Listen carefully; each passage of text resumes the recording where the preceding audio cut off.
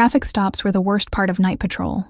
2:47 in the morning, highway empty except for scattered semis and this Aston Martin doing 90 in a 65. I hit the lights, watched the sleek black car slow and pull onto the shoulder with the kind of precision that told me the driver wasn't drunk, just reckless. I approached the vehicle, hand instinctively near my service weapon. Standard procedure.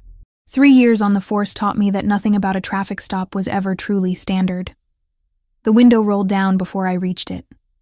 A man sat behind the wheel, and my first thought was that he looked like he'd stepped out of a magazine spread. Dark hair, perfectly styled even at this ungodly hour. Sharp jawline. Suit that probably cost more than my monthly salary. His hands rested on the steering wheel. Visible. Relaxed. Evening officer. His voice was smooth, accent barely there but definitely Italian somewhere in his lineage. I assume you clocked me doing 88. 90, I corrected, pulling out my citation book. License and registration. He reached for the glove compartment with deliberate slowness, movements calculated to show he wasn't a threat. That alone set off alarm bells. Normal people fumbled, got nervous, made excuses. This man acted like getting pulled over was a minor inconvenience. I don't have either on me, he said, still wearing that slight smile. Cars registered to my company, left my wallet at the office. I studied him more carefully. Mid-30s maybe, eyes an unusual shade of brown that caught the beam of my flashlight. A thin scar cut through his right eyebrow, barely visible unless you were looking for it. Step out of the vehicle, sir. He complied without argument, unfolding from the driver's seat to reveal he was tall, at least 6'2" or 6'3". The suit fit him like it was made specifically for his frame. Because it probably was. Name? I asked, running through the standard questions while my partner, Jenkins, ran the plates from our cruiser. Luca Ricchetti. Something about the way he said it made me pause. Like he expected me to recognize it. I didn't. You know why I stopped you, Mr. Ricchetti? I have several theories, he said. And there was amusement in his tone that irritated me. But I suspect excessive velocity is the official reason. Jenkins appeared beside me, slightly out of breath. Vehicles registered to Ricchetti Imports. Everything checks out. No license, no registration on his person, I told Jenkins. We're bringing him in for processing. For the first time, Ricchetti's expression shifted. Not to concern, but something closer to interest. Is that really necessary? I can have my assistant bring the documents to the station within the hour. Turn around, hands behind your back. He did, still wearing that infuriating half-smile. As I secured the handcuffs, he leaned slightly closer, voice dropping to barely above a whisper but still audible. I want you to be mine. My hands froze for a second. Excuse me? You heard me, Officer Morgan. His eyes had dropped to my nameplate. I want you to be mine. Heat rushed to my face, equal parts anger and something I refused to name. You're under arrest for driving without proper documentation and reckless driving. You have the right to remain silent, and I suggest you use it.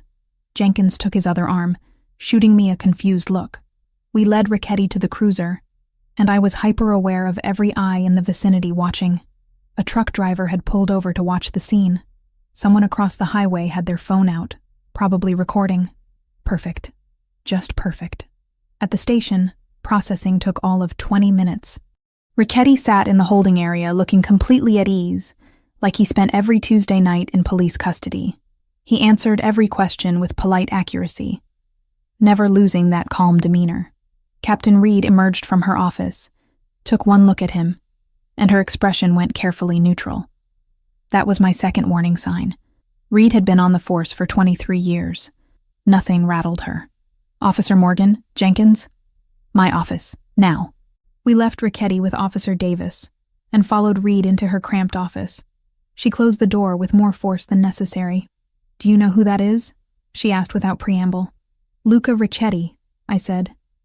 Owns an import company, drives too fast, and has boundary issues. Reed's jaw tightened. Let him post bail. Get him out of here. Captain, he was doing 90 without documentation. I don't care if he was doing 120 while juggling chainsaws.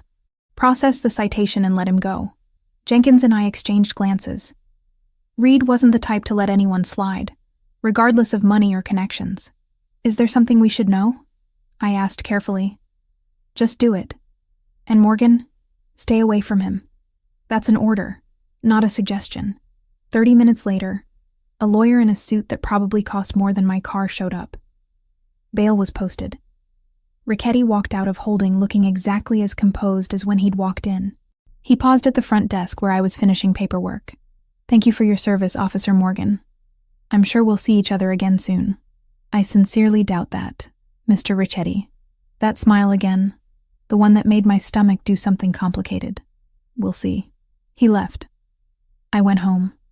Took a shower hot enough to scald away the memory of his voice in my ear. That ridiculous statement that still echoed in my head. I want you to be mine. Who said things like that? To a cop? While being arrested? Sleep came eventually, restless and thin. My phone buzzed around noon. I'd pulled a double and was finally off rotation for 36 hours. The text from Jenkins simply said, "Check the department group chat." I opened it to find controlled chaos. Someone had posted a video link. I clicked it, stomach already sinking. The video was grainy, shot from across the highway but clear enough. Me approaching the Aston Martin.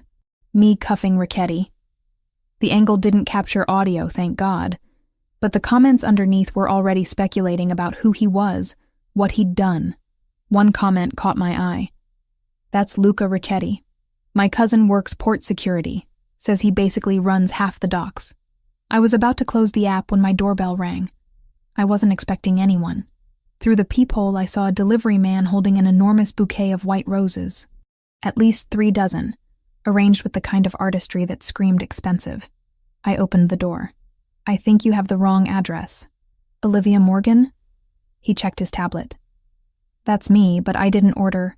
Delivery for you, ma'am. Sign here. I signed because what else was I going to do? And took the flowers inside. They smelled incredible, filled my small apartment with their fragrance. The card was simple, cream-colored cardstock with elegant handwriting. Thank you for your courtesy, Officer Morgan. L.R. I should have thrown them out. Should have reported it as harassment or intimidation or whatever the correct protocol was. Instead, I put them in water and stared at them for way too long, trying to figure out why my hands were shaking. Captain Reed's office smelled like burnt coffee and old case files. She'd called me in first thing when I reported for my next shift, her expression more serious than I'd seen in months. Close the door, Morgan. I did, settling into the worn chair across from her desk. Through the window behind her, I could see the bullpen, other officers starting their day with the usual chaos of shift change. Reed pulled a folder from her drawer and dropped it on the desk between us. Luca Ricchetti, age 34, born in Naples, moved to the States when he was 8. Runs Ricchetti Imports, legitimate on paper. In reality, he's the head of one of the most powerful organized crime families on the East Coast. My stomach dropped. You're saying he's Mafia? Yes. His father ran the organization before him. Luca took over when he was 19 after his parents were killed in what the official report called a car accident. Reed's finger tapped the folder. It wasn't an accident.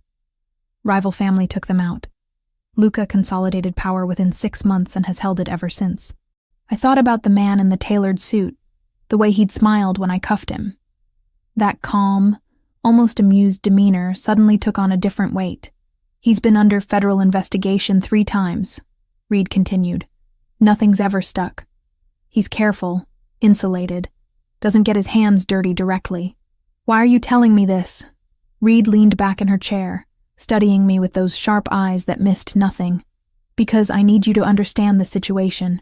That traffic stop video went viral locally. You're visible now, associated with him. Even if it was just doing your job. That's not my fault. No, it's not. But there's something else you need to know. She paused, seeming to choose her words carefully. We've had leaks in the department. Information getting out that shouldn't. Details about ongoing investigations. Surveillance schedules. Someone's feeding intel to someone on the outside. The implication settled over me like ice water. You think it's connected to Ricchetti? I don't know, but I'm telling you this so you understand why you need to be careful. Stay away from him, Morgan. Don't engage if he contacts you again. These people, they don't play by rules we recognize. I left her office with more questions than answers.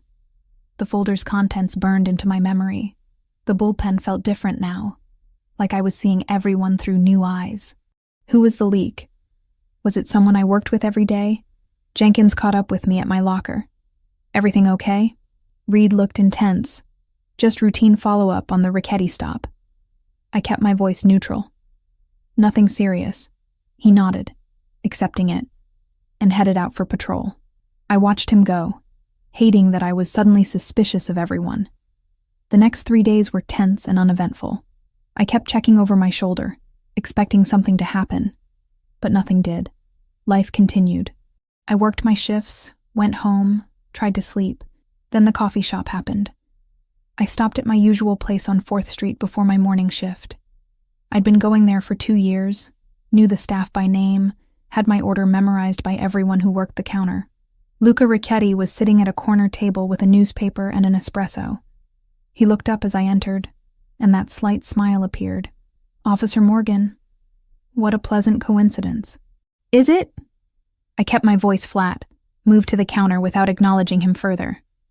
Ordered my usual, paid, tried to ignore the weight of his attention on my back. When my coffee was ready, I took it and headed for the door. His voice stopped me. "You should know that video has made you quite famous in certain circles." I turned. "I don't know what you're talking about." "The traffic stop. It's being discussed by people who have interest in my movements. That makes you interesting by association." He folded the newspaper precisely. "You should be careful, Officer Morgan." "Is that a threat?" "A warning. There's a difference." He stood, leaving money on the table. "Enjoy your coffee." He left before I could respond. I stood there, pulse hammering, coffee cooling in my hands. The next morning, he was at the gym when I arrived for my 6 a.m. workout. Different location, same result. He was on the rowing machine, barely breaking a sweat, and nodded politely when he saw me. I left without exercising. The day after, I saw his Aston Martin parked outside the grocery store I used. He was in the produce section, examining tomatoes like he had all the time in the world. I grabbed my essentials and got out of there, skin crawling with the sensation of being watched. The pattern was clear. He wasn't hiding it, wasn't trying to be subtle. Wherever I went, he appeared. Always polite, always at a distance. Never quite crossing the line into anything I could officially report. On the 4th day, I'd had enough. I waited in the gym parking lot, next to his car. When he emerged, I was leaning against the Aston Martin's hood. "We need to talk." He didn't look surprised. "I was wondering when you'd confront me directly. Why are you following me?" "I'm not following you.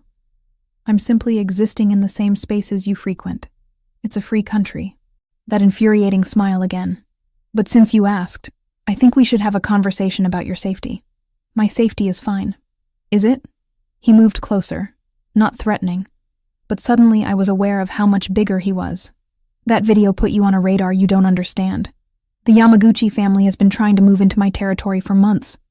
They've been escalating, using violence, targeting civilian connections. I'm not your connection. I arrested you." They don't see it that way. They see a beautiful police officer who got my attention, who I sent flowers to, who I spoke to in a very specific way while being handcuffed. His eyes held mine. They see leverage. My mouth went dry. "You're saying I'm in danger because of you?" "I'm saying you were put in danger the moment that video went online. Not by me, by circumstance." He reached into his jacket, slowly, pulled out a business card. "If anything unusual happens, anything at all, you call this number. Franco Zanarello. He's my head of security, and he'll respond immediately. I'm a cop. I don't need a criminal security detail." "Then pray you don't need it." He pressed the card into my hand. "But keep it anyway." He got into his car and drove away, leaving me standing in the parking lot with a business card burning a hole in my palm. I should have thrown it away. Should have gone straight to Captain Reed and reported the conversation. Instead, I put it in my wallet, behind my badge, where I could pretend it didn't exist. That night, I pulled up the video again. Watched myself cuff Luca Richetti, watched the smooth way he moved, the control in every gesture. Read through hundreds of comments. many of them speculating about his identity. One comment thread caught my attention. My aunt works at the port. Says the Yakuza's been pushing hard into Richetti territory. It's gonna get ugly. Another. Friend in the FBI says they've been watching him for years. Can't touch him, though. Guys like smoke. I closed the laptop and stared at the white roses on my kitchen counter. They were starting to wilt, petals browning at the edges. But I hadn't thrown them out. Something told me I should be more afraid than I was. Instead, I felt something else entirely. Something dangerous and complicated that I refused to name. My phone buzzed. Unknown number. The message was simple. Stop looking into things you don't understand. This is friendly advice. I stared at it for a long time before deleting it. Then I took Franco Zanarello's card out of my wallet and put it on my nightstand. Just in case. The double shift left me exhausted enough that I almost missed it. I'd worked 16 hours covering for Jenkins, who'd called in sick, dealt with 2 domestic disturbances and a bar fight, and all I wanted was my bed and 8 hours of uninterrupted sleep. My apartment building looked normal. Same cracked concrete steps, same flickering light in the hallway that the landlord kept promising to fix. I climbed to the 3rd floor, keys already in hand, and stopped dead when I saw my door. It was closed, but wrong. The frame was splintered near the lock, paint chipped away where someone had forced entry. Fresh damage, recent enough that I could smell the wood dust. Training kicked in. I dropped my bag, drew my service weapon, and radioed for backup. Then I waited, pulse thundering in my ears, every nerve on high alert. It took 8 minutes for the first unit to arrive. 8 minutes of standing in that hallway, weapon trained on my own door, imagining what I might find inside. Officer Davis arrived first, followed quickly by 2 more units. We cleared the apartment room by room, corners and closets, every space someone could hide. Empty. Whoever had been here was long gone. But they'd left their mark. My living room was destroyed. Couch cushions slashed open, stuffing everywhere. Books pulled from shelves and scattered across the floor. Kitchen cabinets hung open, contents dumped out. In my bedroom, drawers had been yanked out and upended, clothes thrown everywhere. What they hadn't taken was almost more disturbing than what they had. My laptop sat untouched on the coffee table. My grandmother's jewelry, the only valuable things I owned, remained in the box on my dresser. The $70 in my nightstand drawer was still there. This wasn't a robbery. Davis moved through the rooms, documenting everything with his camera. Looks like they were searching for something specific. Any idea what? I shook my head, but my attention was caught by something else. Picture frames on my bookshelf. The ones holding photos of me and my dad at my academy graduation. Me with my college roommates. Me with my mom before she'd passed. All empty. The photos had been removed. They took my pictures, I said, voice sounding distant to my own ears. Davis came over, examined the empty frames. His expression shifted to concern. That's not normal. My bedroom wall stopped me cold. Above my bed, someone had spray-painted characters I didn't recognize. Sharp, angular strokes in black paint. They looked Asian, possibly Japanese. We need to get someone who can translate this, Davis said, already pulling out his phone. I already knew who could tell me what it meant. The business card was still in my wallet, Franco Zanarello's number printed in elegant script. I should call Captain Reed. Should go through proper channels. Should absolutely not contact a known criminal's security chief. I pulled out my phone and dialed Franco's number instead. He answered on the second ring. Zanarello, this is Officer Olivia Morgan. Luca gave me your number. My apartment's been broken into. Silence for 2 beats. Are you there now? Yes. Other officers are here, but nothing was stolen. They left a message on my wall, in Japanese. Get out of the apartment. Now. I'm sending someone immediately. I'm not leaving a crime scene. Officer Morgan. His voice cut through my protest with unexpected authority. If there's Japanese writing on your wall, you're not dealing with a simple break-in. The Yamaguchi family leaves signatures. You need to leave that apartment right now, and you need to do it before anyone else sees that message. Something in his tone made my blood run cold. What does it say? I'll be there in 10 minutes. Don't let anyone photograph that wall. He hung up. I stood there, phone still pressed to my ear, as the reality of my situation crashed down on me. This wasn't about me. This was about Luca. About that video, those flowers, whatever game was being played at levels I didn't understand. Davis came out of the bedroom. Captain Reed is on her way. She wants everyone out until she gets here. Preserve the scene. I need 5 minutes alone in there first. Personal items. He hesitated, then nodded. Make it quick. I went back into my bedroom and took photos of the Japanese characters with my personal phone. Then I grabbed the small fireproof lockbox from under my bed, the one holding my important documents, and shoved it into my work bag. When I emerged, Davis and the other officers were in the hallway. Franco Zanarello arrived exactly 10 minutes after I'd called him. He was shorter than Luca, maybe 5'10", with salt and pepper hair and the kind of face that had seen too much. He wore a dark suit and moved with the confidence of someone used to difficult situations. Officer Morgan? He extended a hand. Franco Zanarello. I'm a security consultant. I shook his hand, aware of Davis watching. Thanks for coming. Franco's eyes moved past me to the open apartment door. May I see the message? Davis stepped forward. Sir, this is an active crime scene. I understand. I'm simply offering translation services. I'm fluent in Japanese. Franco's smile was professional, practiced. Unless you have someone else available. Davis looked at me. I nodded. We went inside, Franco moving through the space with careful attention. When he saw the characters on my bedroom wall, his jaw tightened. What does it say? I asked. We know your weakness. Franco pulled out his phone and took a photo before turning to me. This is a Yamaguchi signature. They're a Yakuza organization that's been trying to expand into Luca's territory. This is a message meant for him, using you as the delivery method. Why me? The video, the flowers he sent. They think you matter to him. Franco's expression was grim. Which means they'll use you to get to him if they can. Davis had followed us in. I'm going to need you to come down to the station and make a formal statement about this. Of course. Franco handed him a business card. Here's my contact information for the report. Captain Reed arrived 20 minutes later. She took one look at the Japanese characters, then at me, and I watched her expression shutter closed. We spoke briefly in the hallway. Her voice low and controlled. You need to find somewhere else to stay tonight. Maybe with family. My parents are both dead. I don't have anyone. The words came out flat. I can get a hotel. That's probably smart. She paused. Morgan, this is exactly what I warned you about. I know. I didn't ask for this. I know you didn't.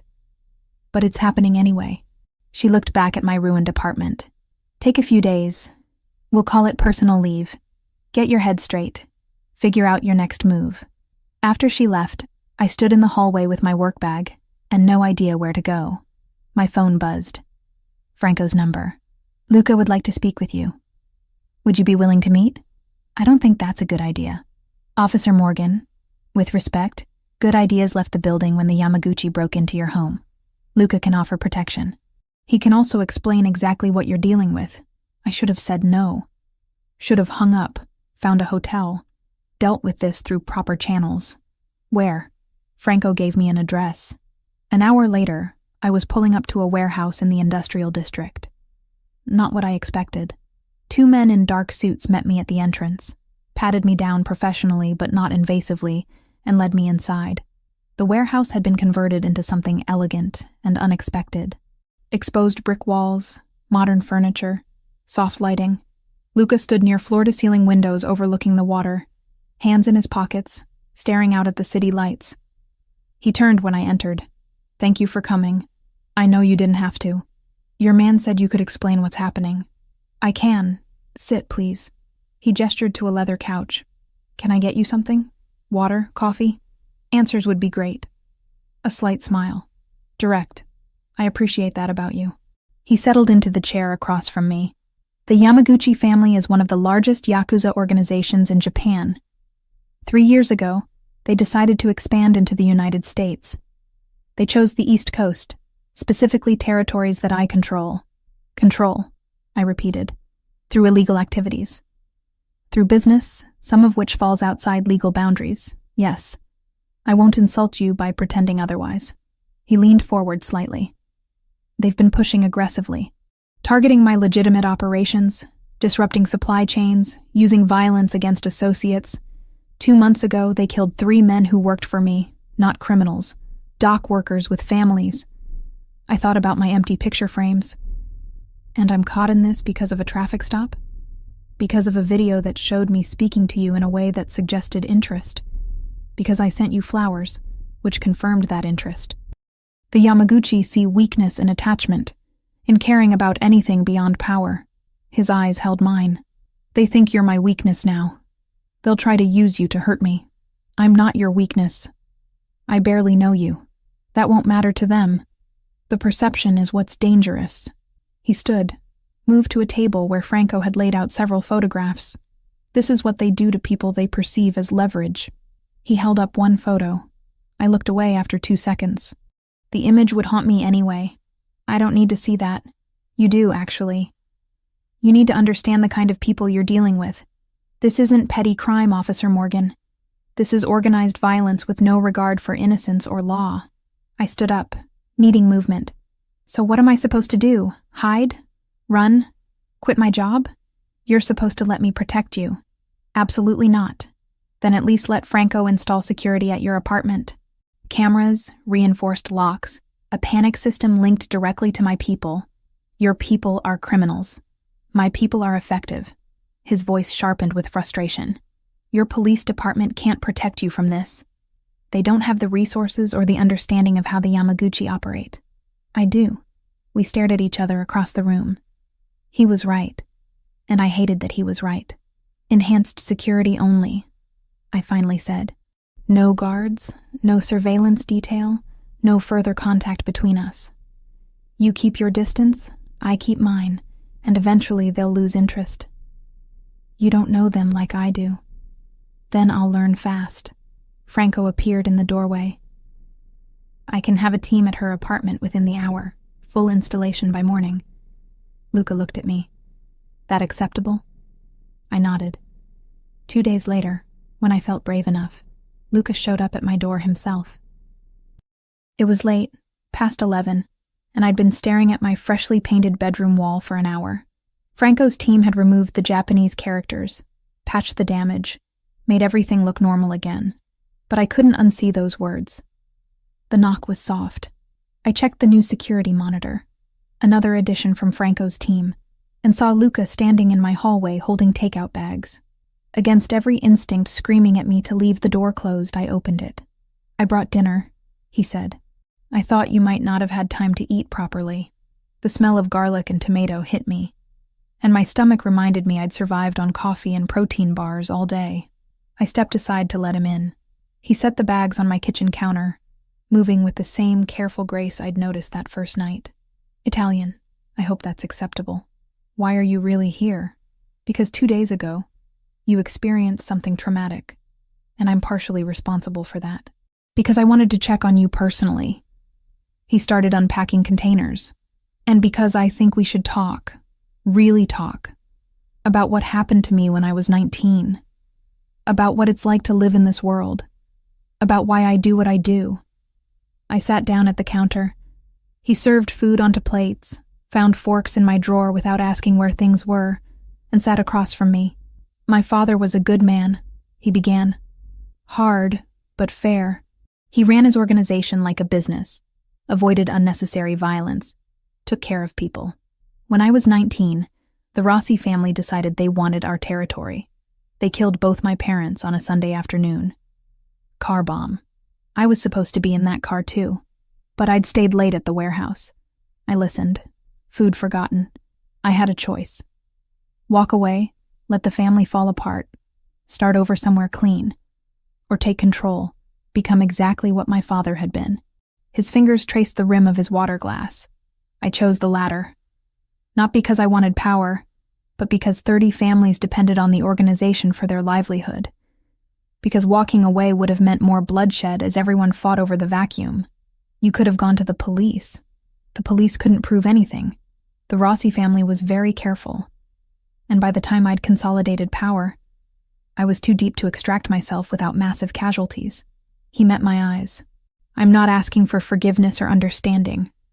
I'm just explaining how a 19-year-old kid becomes a 34-year-old criminal. Because I think you deserve to know who sent you flowers. We talked until after 2 a.m. About his parents.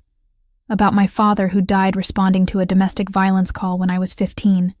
About the choices that shape us. The paths we can't walk back from. The weight of responsibility neither of us had asked for. When he finally left, I stood at my window watching his car drive away, thinking about how nothing in my training had prepared me for this, for feeling sympathy towards someone like Luca Ricchetti, for understanding, even slightly, the world he inhabited, for wanting to see him again. A week passed with eerie calm. I returned to work, went through my routines with the new security system humming in the background of my life. No more break-ins, no mysterious messages. Luca kept his distance like I'd asked. I told myself I was relieved. Told myself the knot of disappointment in my chest was just stress. Thursday evening, I stopped at the grocery store on my way home from a day shift. Nothing fancy, just milk, bread, something for dinner that didn't come from a drive-thru. The parking lot was half empty, streetlights just starting to flicker on as dusk settled over the city. I was loading bags into my trunk when I heard footsteps behind me. Too close, too fast. Training kicked in before conscious thought. I spun, hand going for my weapon. But there were 3 of them and they moved with coordinated precision.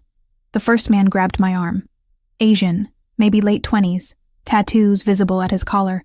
I twisted, broke his grip, got my hand on my gun. The second man hit my wrist hard enough that my fingers went numb and the weapon clattered to the pavement. "Don't make this difficult," the third one said. His English was perfect, but accented. "Get in the van. No one needs to get hurt." A white cargo van sat idling 3 spaces away, side door open. Waiting. I screamed. Drove my elbow into the closest man's solar plexus, felt the satisfying whoosh of air leaving his lungs. Someone grabbed my hair, yanked me backward. I went with the momentum, used it to throw my full weight against him. We both hit the ground. My radio.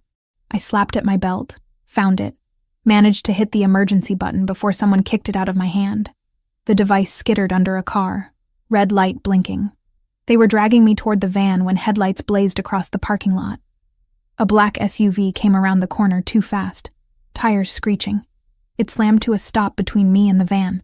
Luca emerged from the driver's side. Franco came from the passenger side.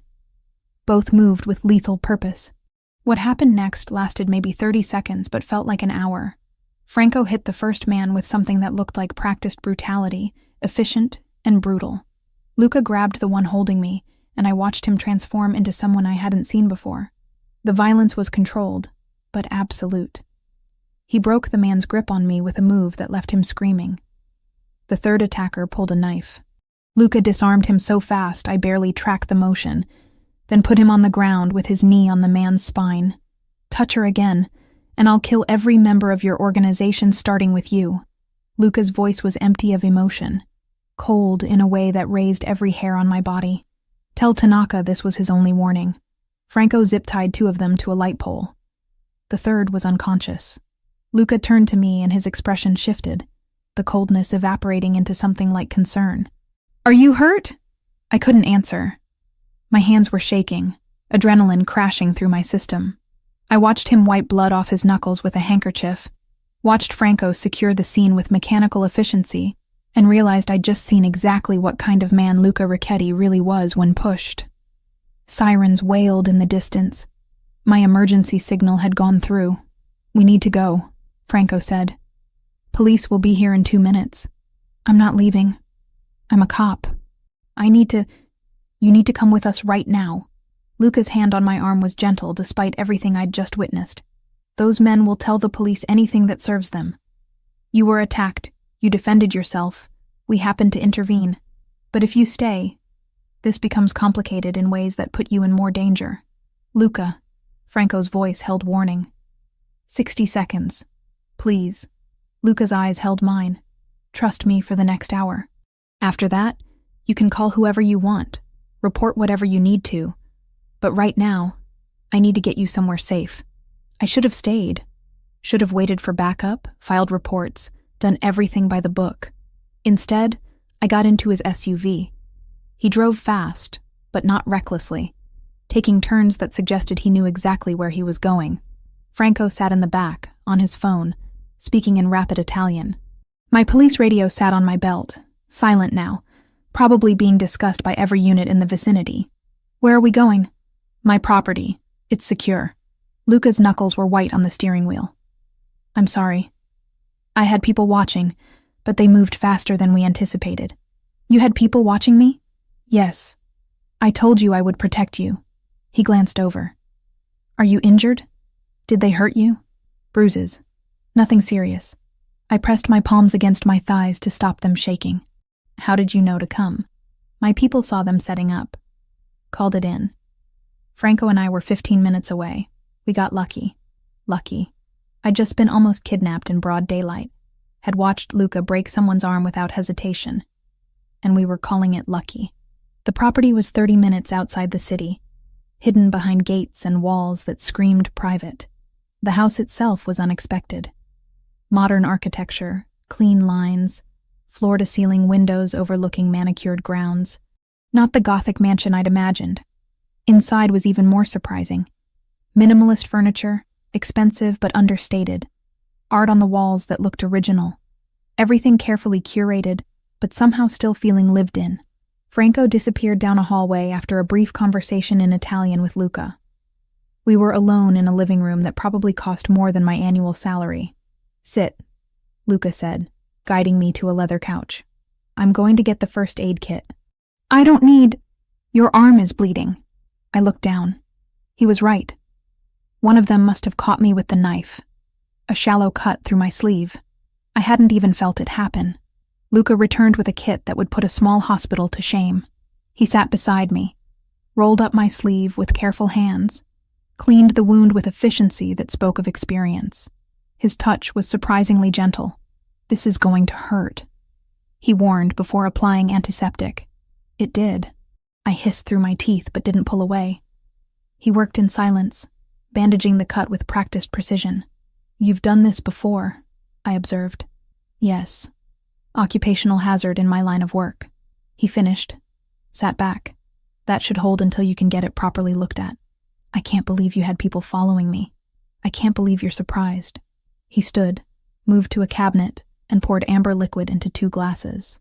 After what happened to your apartment, did you really think I'd leave you unprotected? I didn't ask for protection. You didn't need to. He handed me 1 glass. Whiskey. It'll help with the shock. I took it. Sipped. It burned going down, smooth and expensive. We sat in silence for a moment. The weight of what had just happened settling over us. What I did to those men, Luca said finally. That's who I am when violence becomes necessary. I wanted you to see it eventually, but not like this. You were terrifying. Yes. No denial, no apology. That's the point. In my world, the appearance of capability prevents most fights before they start. But when they start anyway, you finish them decisively. I thought about the man screaming, the cold way Luca had delivered his threat. You meant it. About killing them. Every word. He met my eyes. Does that frighten you? It should. But does it? I wanted to say yes. Wanted to be horrified, to call for backup, to run from this man and everything he represented. Instead, I kept seeing him appear in that parking lot, the way he'd positioned himself between me and danger without hesitation. I'm questioning my judgment, I admitted. That's probably wise. A slight smile, almost sad. I'm not a good man, Olivia. I've done things that would horrify you if you knew the details. But I keep my word, and I protect what's mine. I'm not yours. Aren't you? He leaned forward, close enough that I could smell cedar and something darker. Every time I close my eyes, I see you standing on that highway, chin up, refusing to be intimidated. Every conversation we've had has made me want more. You're in my head in ways I haven't allowed anyone to be in 15 years. My breath caught. Luca, I know. You're a cop. I'm everything you're supposed to stand against. It's impossible and inappropriate and probably dangerous for both of us. His hand came up, fingers brushing my jaw so gently it was almost imaginary. But tell me you don't feel this too. I should have pulled away. Should have said something professional, something that established boundaries. Instead, I leaned into his touch, just slightly, and watched his eyes darken. The moment stretched, fragile and charged. Then his phone rang, shattering it. He pulled back, checked the screen, answered. Yes? Listened. Understood. Keep them there. He hung up, expression shifting to business. The police found the men in the parking lot. One of them is talking, claiming you attacked them unprovoked. That's insane. It's strategy. They'll try to discredit you, make you seem unstable or corrupt. He stood. You need to get ahead of this. Call your captain, explain what happened, get on record first. He was right. I pulled out my phone, saw 17 missed calls from the department, called Captain Reed directly. She answered immediately. Morgan, where the hell are you? I'm safe. I'll explain everything, but you need to know what really happened tonight. I told her. All of it, leaving out only the location where I was now. She listened in silence until I finished. Come in tomorrow morning. First thing. We'll sort this out. Her voice softened slightly. I'm glad you're okay. But Morgan, you're getting pulled into something way over your head. I know. After I hung up, Luca gestured to the hallway. Guest rooms are upstairs. You should stay here tonight. Franco's already arranged for clothes and anything else you might need. I should go home. Your home has been compromised once already. Here, you're safe. His expression was earnest. Please, let me have this much peace of mind. I was too exhausted to argue, too shaken to drive, too confused about everything I was feeling to trust my own judgment. One night, I agreed. Then I figure out what happens next. One night, he echoed, but something in his tone suggested he knew that one night was already more than either of us could take back. Captain Reed's office felt smaller than usual, the walls pressing in as she paced behind her desk. I'd been sitting there for 20 minutes while she read through my written statement for the third time. Let me make sure I understand this correctly. She set the papers down with deliberate care. You were attacked in a grocery store parking lot by 3 men with apparent Yakuza connections. Luca Ricchetti and his associate happened to intervene. You then left the scene before backup arrived and spent the night at Ricchetti's property. That's accurate, yes. Morgan. She rubbed her temples. Do you have any idea how this looks? I was almost kidnapped. I defended myself. Civilians helped. I reported it immediately to you. Civilians. She laughed without humor. The head of an organized crime family isn't a civilian. He's a criminal. And you spending the night at his estate raises questions I can't answer for internal affairs. My stomach dropped. IA is involved? The men you fought are claiming you initiated the attack, that they were simply in the parking lot when you assaulted them without provocation. They're saying Ricchetti's men joined in to protect you because you're involved with him. That's completely false. I know that. You know that. But the optics are terrible. Reed sat down heavily.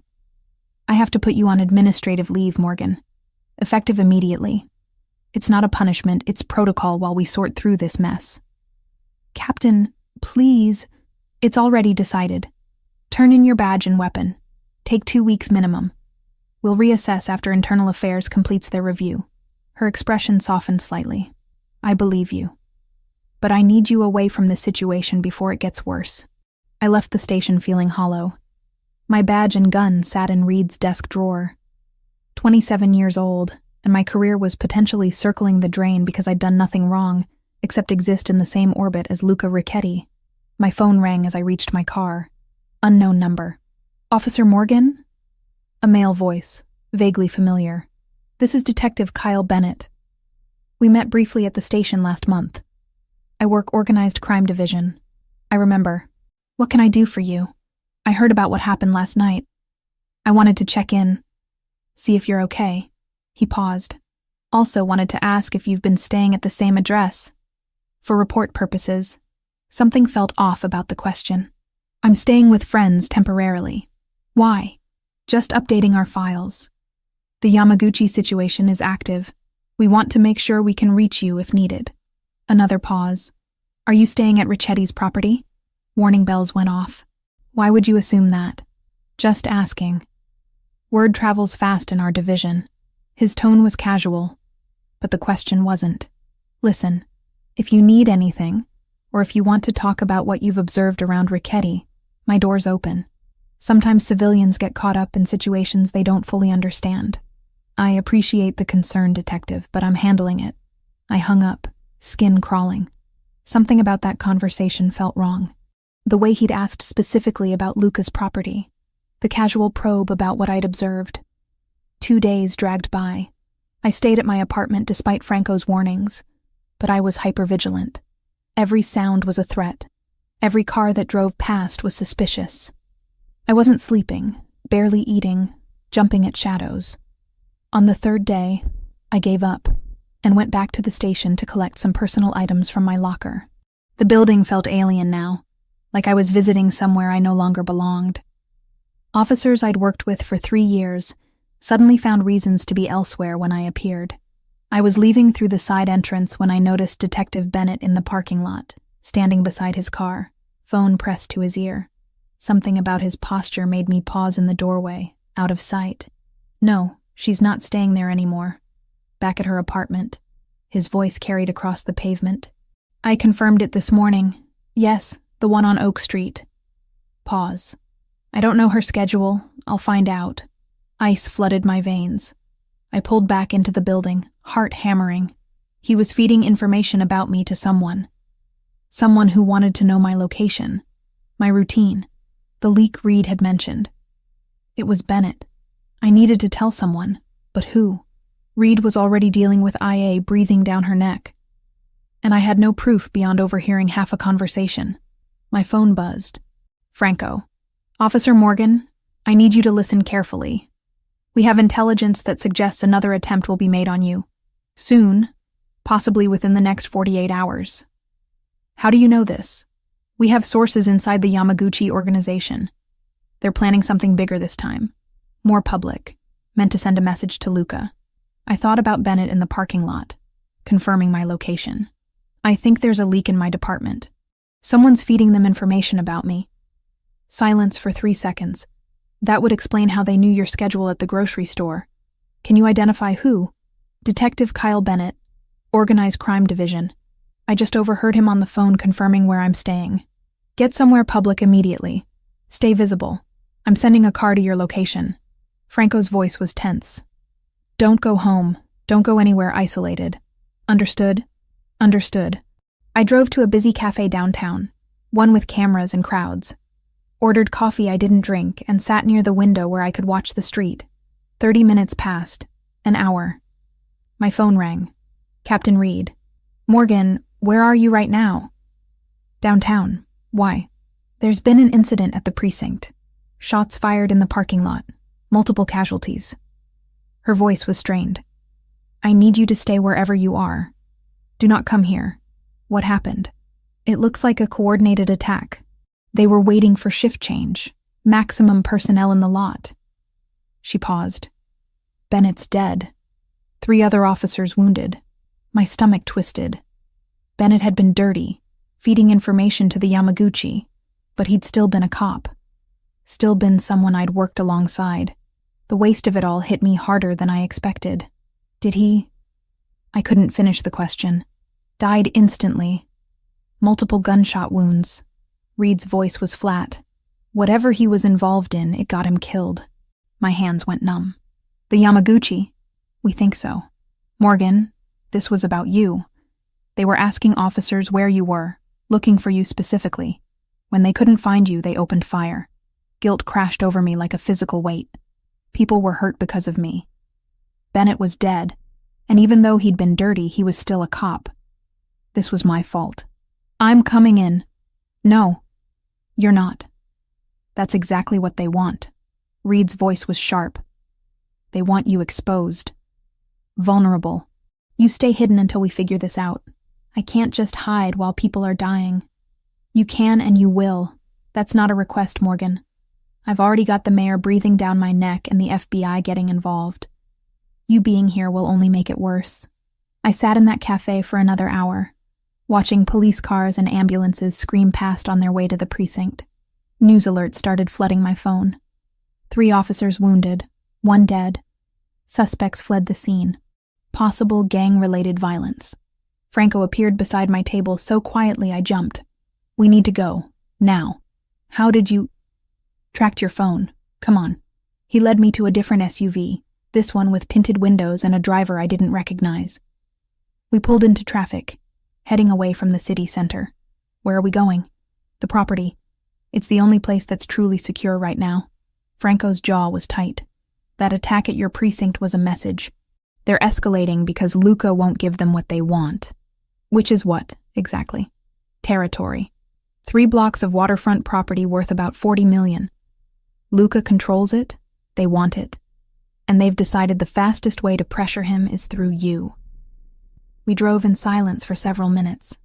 Then Franco's phone rang. He answered, listened, his expression darkening. "How many?" Pause. "Get them to the property, all of them." "What's wrong?" "Yamaguchi hit one of Luca's warehouses. 4 men were there, loading shipment. They're alive, but it's bad." He looked at me. "This is a full-scale war now. You being at the property isn't just about protecting you anymore. It's about consolidating everyone Luca cares about in one defensible location." The property gates loomed ahead. Armed guards waved us through. Inside, the peaceful estate I'd seen before had transformed into something else entirely. Men in tactical gear patrolled the grounds. Vehicles were positioned strategically. This wasn't a home anymore. It was a fortress. Luca met us at the door. His shirt sleeves were rolled up, phone in one hand. He looked exhausted. Thank God. He pulled me inside, hands on my shoulders, checking me over. "Are you hurt?" "I'm fine." "Luca, what's happening?" "War." He let go of me, ran a hand through his hair. "The Yamaguchi have decided that taking you will force me to negotiate. They're hitting everywhere at once, trying to smoke us out." His eyes met mine. "I'm sorry.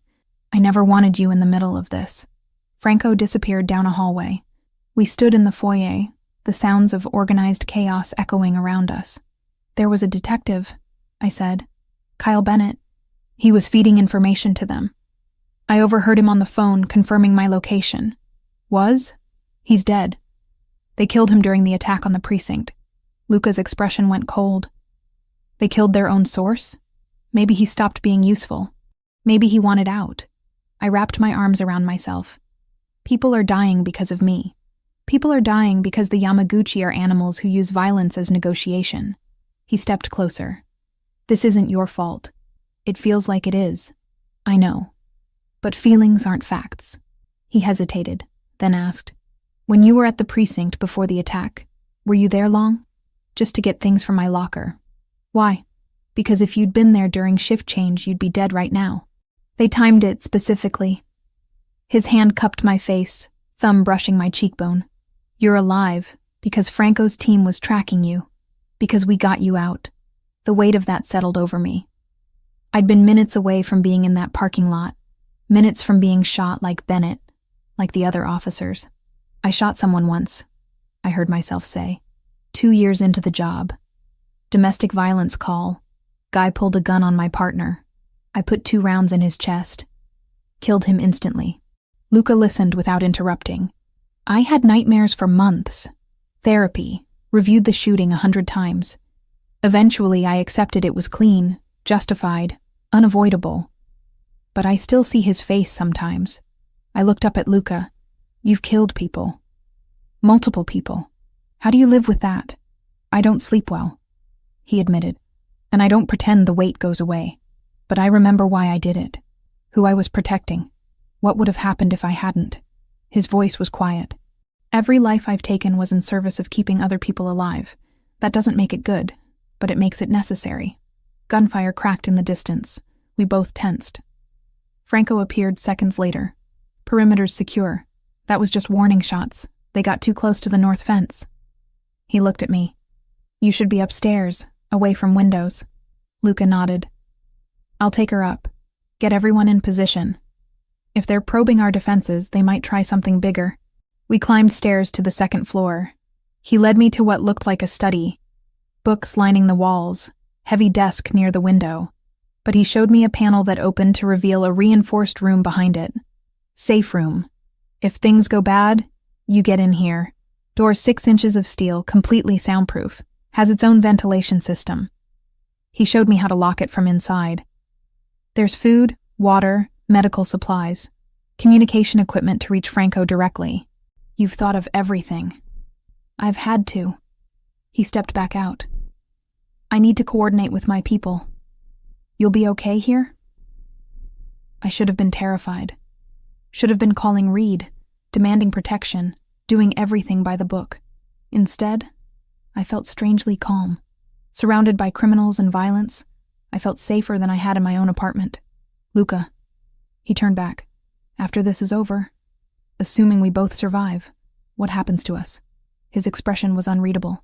I don't know, but I'd like the chance to find out. He left me in that study with a loaded gun he'd placed on the desk and instructions to shoot anyone who came through the door who wasn't him or Franco.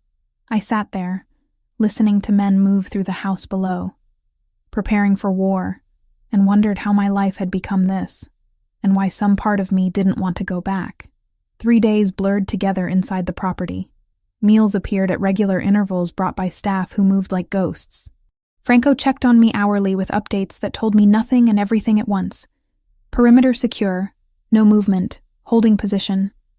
I slept in a guest room that felt more like a luxury hotel than a safe house. Silk sheets, view of gardens I couldn't walk through, bathroom marble tiled and stocked with expensive products. Every comfort except freedom. Luca was everywhere and nowhere. I'd hear his voice in other rooms, catch glimpses of him through doorways deep in conversation with Franco or other men whose names I didn't know. He looked exhausted, running on too much coffee and not enough sleep. On the third night, he finally knocked on my door past midnight. Come in. He entered carrying 2 plates. I thought you might be hungry.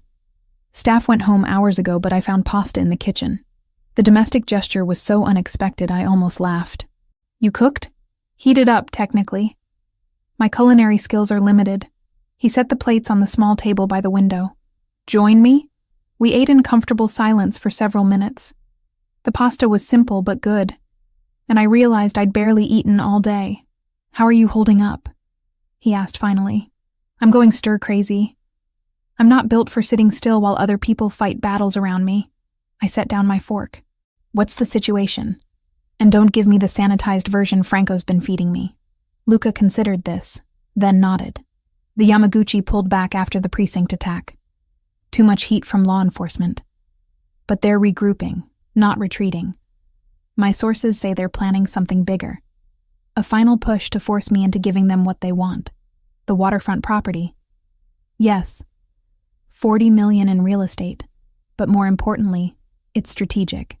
Control those docks, and you control shipping routes up and down the coast. He pushed food around his plate. I've been negotiating with intermediaries, trying to find a solution that doesn't end with more bodies. What kind of solution? A meeting, face-to-face with their leadership, mediated by a neutral third party. We hash out territory division, establish clear boundaries, end this before it spirals further. My stomach tightened. That sounds like a trap. It probably is. His voice was matter-of-fact. But it's also the only way forward. I can't keep living like this, Olivia. My people can't. And neither can you. When? 2 days. They're still finalizing the location. He met my eyes. If something happens to me at that meeting, Franco has instructions. He'll make sure you're protected, get you relocated if necessary. Don't talk like that. I need to be realistic. The Yamaguchi don't negotiate in good faith. There's a very real chance I won't walk out of that room. He leaned forward, which is why I need to say something now, while I still can. My heart hammered against my ribs. I've spent 15 years keeping everyone at arm's length. Relationships were leverage, attachments were weakness. I built walls around myself that I thought were impenetrable. His hand reached across the table, fingers brushing mine. Then you arrested me, and those walls started cracking. Luca, let me finish. Please. His thumb traced circles on my wrist. Every conversation we've had, every moment you've been in the same room, I felt something I convinced myself I was incapable of feeling. You make me want to be different, better, to find a way out of this life that doesn't end with me in a grave before 40. I should have pulled away, should have reminded him of all the reasons this was impossible. Instead, I turned my hand over, lacing our fingers together. I became a cop because I wanted to fix things, to make the world safer, more just. Black and white morality. I laughed softly. Then I met you, and suddenly everything's gray. I should despise everything you represent. Instead, I see a man who's trying to protect people the only way he knows how. That's generous. It's the truth. At least my truth. I squeezed his hand. I'm terrified of what I feel for you. It goes against everything I believe in, everything I've worked for. But it's there anyway, and I'm tired of pretending it isn't. He stood, pulled me up with him. We were inches apart, his free hand coming up to cup my face. If I kiss you right now, there's no taking it back. No pretending this is just circumstance or proximity. I know. You're sure? Instead of answering, I closed the distance. The kiss was gentle at first, almost tentative. Then his arm wrapped around my waist, pulling me closer. And the gentleness dissolved into something urgent and desperate, like we were both drowning and each other was air. When we finally broke apart, both breathing hard, he pressed his forehead to mine. Stay with me tonight, not for anything except sleeping. I just want to know you're close. We ended up in his room down the hall. It was surprisingly simple compared to the rest of the house. King-sized bed, minimal furniture, walls painted soft gray. Personal in a way the guest spaces weren't. We lay on top of the covers, still fully clothed, face to face in the darkness. His fingers traced lazy patterns on my arm. Tell me something true, he said softly. Something you've never told anyone else. I thought about it. Sometimes I'm glad my dad died when I did. I was 15, still young enough that he's frozen in my memory as perfect. If he'd lived, I would have eventually seen his flaws, his mistakes, been disappointed by him. I paused. I feel guilty about that, like I'm not allowed to be grateful for tragedy. You're allowed to have complicated feelings about trauma. His voice was understanding. That doesn't make you a bad person. Your turn. Something true. He was quiet for so long I thought he wouldn't answer. I think about leaving constantly. Selling everything, walking away, starting over somewhere no one knows my name. But I'm afraid that wherever I go, I'll still be this person. That violence and control are too deeply woven into who I am to ever extract. You're more than what you've done. Maybe. Or maybe I'm exactly what I've done, and everything else is wishful thinking. He pulled me closer. But with you, I want to try. Want to believe I could be different. We fell asleep like that, tangled together. And for a few hours, the war outside those walls didn't exist. Morning came too soon. I woke to find Luca already up, standing at the window in the soft light of dawn. He'd put on fresh clothes, looked like he'd showered. Coffee's on the nightstand, he said without turning. Franco's briefing is in an hour. The meeting's been confirmed for tomorrow afternoon. I sat up, reaching for the coffee. It was surprisingly good. Where? Abandoned warehouse on the waterfront. Neutral territory. Supposedly swept for weapons and surveillance. He finally turned to face me. I'm bringing Franco and 2 others. The Yamaguchi are bringing the same. Everyone goes through metal detectors before entering. That doesn't make me feel better. It shouldn't, but it's the best option we have. He crossed to the bed, sat on the edge. I need you to promise me something. What? If things go sideways tomorrow, if Franco tells you to run, you run. No arguments, no hesitation. You get out and you don't look back. Luca, promise me, Olivia. Please. I wanted to argue. Wanted to say I'd fight beside him, that I wouldn't abandon him. But I could see in his eyes how much he needed this reassurance. I promise. He kissed me then, slow and thorough, like he was memorizing the taste. When he pulled back, there was something fierce in his expression. This isn't goodbye. I'm coming back. But just in case, I need you to know that meeting you changed everything. Whatever happens tomorrow, I don't regret a single moment. Then make sure you survive to have a lot more moments. He smiled, but it didn't reach his eyes. I'll do my best. The rest of the day moved with painful slowness. Luca was in meetings constantly, planning, strategizing. Franco gave me a brief tutorial on the safe room's communication systems, showed me how to access emergency funds if I needed to disappear. Everyone was preparing for the worst while hoping for the best. Evening found me in the kitchen attempting to make coffee and failing miserably at the complicated machine. Luca appeared behind me, reached around to adjust settings, and suddenly it was working. "You make terrible coffee," I observed. "I have many flaws." He wrapped his arms around my waist, chin resting on my shoulder. "That's definitely one of them. What are the others?" "Stubbornness, control issues, tendency to solve problems with violence first and questions later." He paused. "Falling for a cop who arrested me, which might be the biggest flaw of all." I turned in his arms. "Or the smartest thing you've ever done. We'll see." He kissed my forehead. "Tomorrow, after the meeting, assuming everything goes according to plan, I want to take you somewhere. Just us, no guards, no war. Somewhere normal." "Where?" "There's a stretch of beach about an hour north. Private, quiet.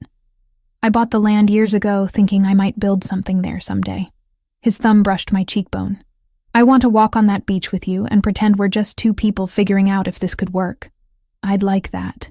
We spent that night together again, but this time it was different. More intense, more present. Like we were both acutely aware that tomorrow could shatter everything. We talked until the early hours, about everything and nothing, childhoods and dreams, fears and regrets. When exhaustion finally pulled us under, I lay in his arms thinking about impossible futures and dangerous presents, about the line I'd crossed by falling for him, and whether I could ever find my way back. I didn't want to. Luca insisted I stay at the property during the meeting. I argued for 20 minutes before Franco quietly reminded me that my presence would only complicate an already volatile situation. He was right, and I hated it. They left at noon. Luca paused at the door, kissed me once more like he was memorizing the feeling, then walked out without looking back. Franco followed with 2 men I recognized from the security detail. 4 against however many the Yamaguchi brought. The house felt empty after they left. Staff moved through rooms on silent feet, but the energy had changed. Everyone was waiting, tense, for news that might not come. I tried to distract myself, attempted to read, gave up after 3 pages, made coffee, poured it out untouched, paced the study until my legs ached, finally settled by the window, watching the driveway, phone clutched in my hand. An hour passed, then another. My mind created 1,000 scenarios, each worse than the last. Ambush, execution, betrayal. At hour 3, my phone rang. "Franco. It's happening. Not good."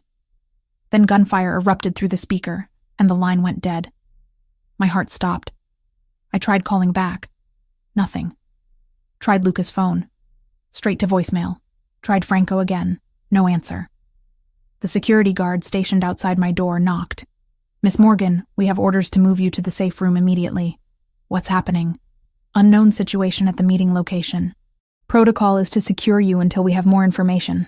I let him lead me to the reinforced room behind Luca's study, but I didn't lock the door. I sat there, phone in hand, willing it to ring. 10 minutes. 20. Nothing. Then movement outside. Multiple vehicles coming up the driveway too fast. I ran to the window, saw Franco's SUV screech to a stop. Men poured out, and they were carrying someone. Luca. I was down the stairs before conscious thought, bursting through the front door as they carried him inside. Blood stained his white shirt, and his face was too pale. "What happened?" I demanded. Franco's face was grim. Trap. They had someone on the inside we didn't know about, another cop they'd been paying off. When negotiations started, Yamaguchi pulled weapons they'd hidden in the walls. It was an ambush. They laid Luca on the dining room table, and I got my first good look at the damage. Gunshot wound to his left shoulder, another that grazed his ribs. Bleeding, but not arterial. Franco had taken a bullet to the leg, was limping badly, but still giving orders. Training kicked in. I'd done trauma response training at the academy. I need towels, hot water, first aid supplies. Now. Someone ran. I pressed my hands to Luca's shoulder, applying pressure. His eyes opened, unfocused, then found mine. "You're supposed to be in the safe room," he managed. "Shut up, stay still." My hands were shaking, but my voice was steady. "Franco, what happened to the Yamaguchi? Their leader's dead. Caught in the crossfire. So is Bennett. He tried to run when everything went sideways." Franco lowered himself into a chair, wincing. "We got out, but it's going to get worse before it gets better. The Yamaguchi will retaliate for their boss." Supplies arrived. I worked on Luca's wounds, cleaning, packing, bandaging. The shoulder was bad, but the bullet had gone through. Ribs were superficial. He'd been incredibly lucky. "You need a hospital," I told him. "Can't. Questions I can't answer." His hand caught mine, squeezed. "You've got steady hands for someone who's terrified." "Who says I'm terrified? I can feel you shaking."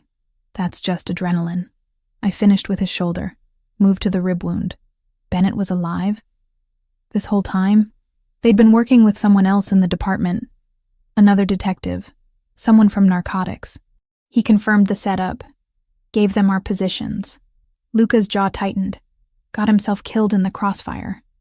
Guess that's what happens when you play both sides. Franco was being tended to by another man, the bullet extracted from his thigh. He'd refused anything stronger than whiskey for the pain. When it was done, he limped over to where Luca lay. "We need to move, everyone. They'll hit the property next. Try to finish what they started." "Where?"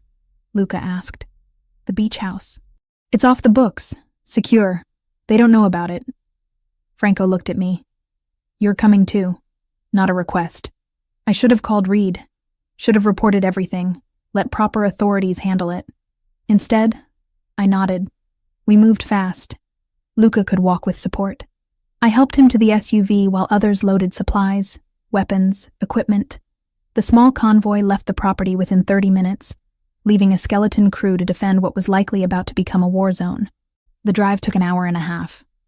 Luca sat beside me, head back against the seat, breathing carefully. I kept checking his bandages for fresh blood. The wounds had stabilized, but he needed proper medical attention soon. "I'm sorry," he said quietly. "For what? Getting you deeper into this. You saved my life back there, and now you're an accessory to God knows how many crimes. I made my choice." I took his hand, eyes open, fully aware. "I chose you, even knowing what that means, especially knowing what it means." The beach house was small, modern, built into the dunes with floor-to-ceiling windows overlooking the ocean. Isolated enough that our closest neighbor was 2 miles away. Franco had a doctor waiting, someone discreet who asked no questions. While the doctor worked on Luca properly, stitching and medicating, Franco pulled me aside. "What happened in that warehouse changes things. The Yamaguchi's second-in-command will take over. He's younger, more aggressive. This war just escalated." He studied me. "You understand you can't go back to your old life now? You've crossed too many lines. Done too much. Even if we win this, you're compromised." "I know. And you're okay with that?" I thought about my badge in Reed's drawer. My apartment I'd barely lived in. The career I'd built for 3 years. All of it felt like someone else's life now. "I'm okay with it." He nodded slowly. "Luca's lucky to have you. I hope he knows that." The doctor finished around 10 p.m. Luca would be fine, needed rest and antibiotics. But barring infection, he'd recover fully. Franco's leg would take longer, but wasn't life-threatening. We gathered in the living room, exhausted and battered. 2 of Franco's men stood guard outside. Everyone else had scattered to various safe houses, orders given to lie low until the situation stabilized. "What now?" I asked. Luca, propped up on the couch with enough painkillers to make him drowsy but still lucid, considered the question. "Now we wait for their move. They'll want revenge for their boss. But they're also in chaos, dealing with succession and reorganization. We have maybe 48 hours before they regroup. And then we finish this. One way or another." His eyes met mine. "I'm getting out, Olivia. After this ends, I'm done. I'll transition everything to Franco, cash out my legitimate holdings, and disappear. I told you I think about leaving constantly. Now I'm actually going to do it." Franco looked surprised, but not displeased. You're serious. Completely. I'm 34 years old, and I just took 2 bullets in a warehouse fight. I'm tired, Franco. Tired of violence. Tired of looking over my shoulder. Tired of being this person. He reached for my hand. I want that normal life. The beach walks and terrible coffee and waking up without wondering if today's the day someone finally kills me. What about the organization? It's yours if you want it. You've earned it 100 times over. I'll help with the transition, make sure everyone's taken care of, but then I'm out. We sat in silence. The sound of waves crashing against the shore filtering through the windows. The weight of everything that had happened, everything still to come, pressed down on all of us. Later, when Franco had gone to coordinate with his men and we were alone, Luca pulled me down beside him on the couch. "Are you sure about this?" he asked. About me? About leaving everything behind? I've never been more sure of anything. I rested my head on his good shoulder. My whole life, I've done what was expected. Followed rules, pursued the right career, tried to be the daughter my parents would be proud of, but none of it felt like mine. It felt like wearing someone else's life. And this feels like yours? You feel like mine. I lifted my head to look at him. I don't know what comes next, or where we'll go, or how we'll build something new. But I know I want to try. With you. He kissed me softly. When this is over, we're going to walk on that beach I told you about. Just us, normal people, figuring out how to be together. I'm holding you to that. Outside, night had settled completely over the water. Inside, surrounded by guards and weapons, and the aftermath of violence, we held each other and pretended for a few hours that we were just 2 people falling in love, even though we both knew that the war wasn't over yet, that the Yamaguchi would come, that everything we wanted was still on the other side of survival. But for now, in this moment, we were alive, together, and that was enough. 3 months later, I stood in the kitchen of a modest beach house an hour north of the city, watching sunrise paint the Pacific Ocean in shades of amber and rose. The coffee maker gurgled beside me. Fancy Italian machine that Luca still couldn't operate despite my repeated attempts to teach him. So much had changed in 90 days. The war had ended 2 weeks after the warehouse ambush. The Yamaguchi's second in command, a pragmatist named Sato, had reached out through intermediaries. Both organizations were bleeding resources, losing people, attracting too much law enforcement attention. A territory split was negotiated. Luca kept his waterfront properties. They got shipping routes on the south side and 3 blocks of commercial real estate, an uneasy peace that had held because both sides were exhausted. True to his word, Luca had dismantled his empire with methodical precision. Franco took over day-to-day operations, slowly legitimizing what could be legitimized and cutting loose what couldn't. Luca sold off properties, transferred assets into trusts, set up pension funds for families who'd worked for his father. The transition took months of careful planning, but he'd done it. I'd submitted my resignation to the police department 6 weeks ago. Captain Reed had accepted it without surprise, her expression understanding when I met with her in a neutral location. We didn't discuss details. She didn't ask where I was going or who with. We both knew, and she'd chosen to let me walk away cleanly. No charges, no investigations into my actions during the Yamaguchi situation. A gift I hadn't expected but deeply appreciated. The Internal Affairs Review had concluded I'd acted appropriately given the circumstances. Self-defense against verified gang members. But everyone understood I couldn't return. Not after the choices I'd made. Not after crossing lines that couldn't be uncrossed. I'd processed the loss of my career in stages. Anger first, at the unfairness of it. Then grief for the life I'd planned, the future I'd imagined. Finally, acceptance. I'd chosen this path with open eyes. And while it hurt to leave police work behind, I didn't regret the reasons why. Luca had set me up as a security consultant for his legitimate businesses. The work was similar to police work in some ways, assessing threats, developing protocols, training personnel. It paid well and kept my skills sharp. More importantly, it was clean. Legal. Something I could build a real career around without compromising my values further. We'd bought this house together last month. Small, 3 bedrooms, built into the dunes with windows overlooking water. Private enough for safety, close enough to civilization that we didn't feel completely isolated. It was the first place that felt like ours. Not a safe house or temporary shelter, but an actual home. Footsteps behind me. Arms wrapped around my waist. Luca's chin resting on my shoulder. He'd healed well from his wounds. Scars remained. Thin lines across his ribs and shoulder, but no lasting damage. Franco had recovered too. Only a slight limp remaining on cold days. "You're up early," Luca murmured against my neck. Couldn't sleep.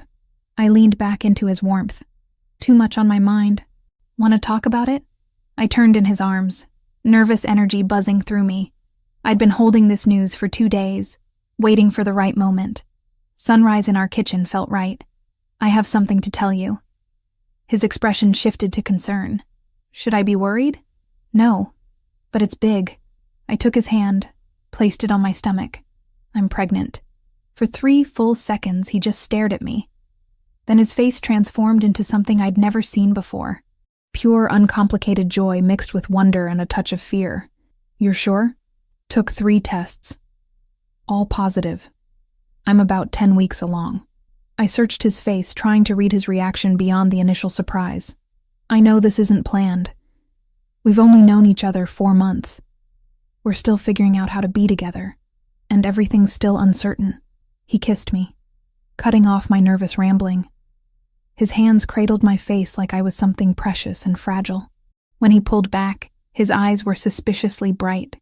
"This is the best news you could have given me." Relief flooded through me so intensely my knees went weak. "Really? Because I spent the last 2 days convinced you'd think it was too soon, that we weren't ready." "It is too soon. We're absolutely not ready." He laughed, the sound full of genuine happiness. "But I don't care. A baby, Olivia. Our baby. This is everything I didn't know I wanted until right now." "You're not scared?" "Terrified," he admitted. "I have no idea how to be a father. My own died when I was 19, and before that he was teaching me how to run a criminal empire, not how to change diapers or go to parent-teacher conferences." His thumb brushed my cheekbone. "But I want this. Want to give our child the life I never had. Normal, safe, filled with choices instead of obligations." I pressed my forehead to his. "We're going to be terrible at this. Probably. But we'll be terrible together." He pulled back slightly. "Although we should probably get married before the baby comes. I'm traditional about some things. Did you just propose?" "That was definitely not a proper proposal." "I'll do better, I promise. With a ring and everything." He grinned. "But yes, eventually, I'm absolutely proposing. If you'll have me. Let me think about it." I pretended to consider. Reformed Mafia boss with terrible coffee skills and a tendency to solve problems with violence. What's not to love? "I'm working on the violence thing." "I know you are." I kissed him softly. "And yes, when you ask me properly, I'll say yes." We stood in our kitchen as morning light filled the space, holding each other. The future suddenly more real and tangible than it had been minutes before. Not the future I'd planned when I'd graduated from the police academy at 24, but maybe a better one. Franco arrived mid-morning for his weekly check-in. He'd been staying in the city, managing the transition while Luca and I built our new life at the beach. His leg had healed well, only bothering him when weather changed. He looked good, more relaxed than I'd ever seen him. "You both look disgustingly happy," he observed, accepting coffee from Luca. "What happened?" "We're having a baby," Luca announced, unable to contain his grin. Franco's eyebrows shot up. Then a slow smile spread across his usually serious face. "Congratulations, both of you. A baby. That's wonderful news. How are things in the city?" I asked, steering the conversation to business. "Stable. The Yamaguchi are keeping to their territory. We're keeping to ours. Most of our former operations are fully transitioned now. I've got legitimate business managers running the legal companies, and the less legal stuff is being phased out gradually." He pulled out a folder. "Which brings me to why I'm here. Final paperwork for you to sign, Luca. After this, you're officially out. Clean break." Luca took the folder, flipped through documents with practiced efficiency. "The pension arrangements for the families? All set. Everyone who worked for your father or directly for you gets monthly payments. Enough to live on comfortably, with increases built in for inflation. Franco sipped his coffee. You're leaving them better off than most bosses would. They were loyal for 2 decades, some of them for longer. It's the least I can do. Luca signed papers, passed them back. And you're sure you want to keep running things? I am, but I'm doing it differently. No unnecessary violence. No expansion wars, just managing existing interests and slowly going legitimate. Franco met Luca's eyes. You taught me there's a better way. I'm putting that into practice. After Franco left, Luca and I walked the beach. The same stretch he'd told me about that first night in his study, when everything was still new and dangerous. We'd walked it dozens of times now, but it never got old. Sand under our feet, salt air filling our lungs, waves providing constant background music. Do you miss it? I asked. The power, the respect, the adrenaline. He considered the question carefully. Sometimes I miss the certainty of it, knowing exactly who I was and what my role was. But no, I don't miss the violence or the constant vigilance or the weight of being responsible for so many lives. He squeezed my hand. This is better. This is real. Even the boring parts? Especially the boring parts. Grocery shopping and mortgage payments and trying to figure out why the dishwasher makes that weird noise. He pulled me closer. I spent 15 years living in high gear. I'm ready for mundane. We continued walking in comfortable silence. In the distance, a few other people walked dogs or jogged along the waterline. Normal people doing normal things. We were part of that now, or at least learning to be.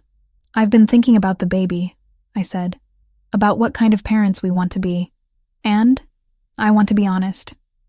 Age appropriately, but honest.